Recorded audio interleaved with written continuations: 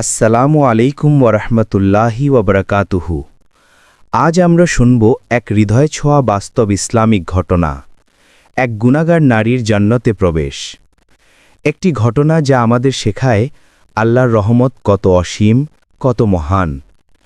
একদিন এক নারী মরুভূমির পথে হাঁটছিল।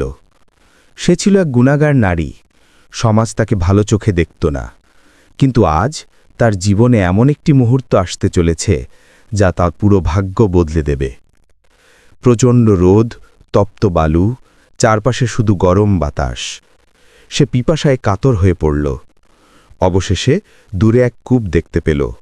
সে কষ্ট করে সেখানে পৌঁছে গেল, কূপের ভিতরে নেমে পানি পান করল আর তৃষ্ণা মেটাল। উপরে উঠে এসে সে দেখতে পেল এক কুকুর হাঁপাচ্ছে, জিহ্বা বের করে শুকনো বালু চাটছে। কুকুরটি তৃষ্ণায় কাতর। নারীটি থেমে গেল। তার চোখে এক মুহূর্তের জন্য করুণা ঝলকে উঠল।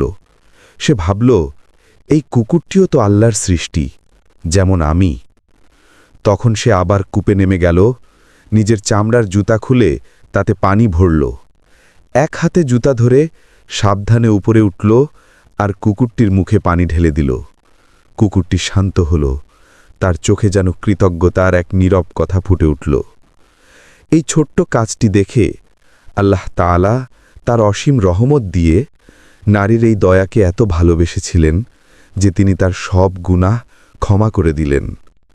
রাসূলুল্লাহ সাল্লাল্লাহু আলাইহি ওয়াসাল্লাম বলেছেন, একজন পতিতা নারী একটি তৃষ্ণার্ত কুকুরকে পানি পান করিয়েছিল।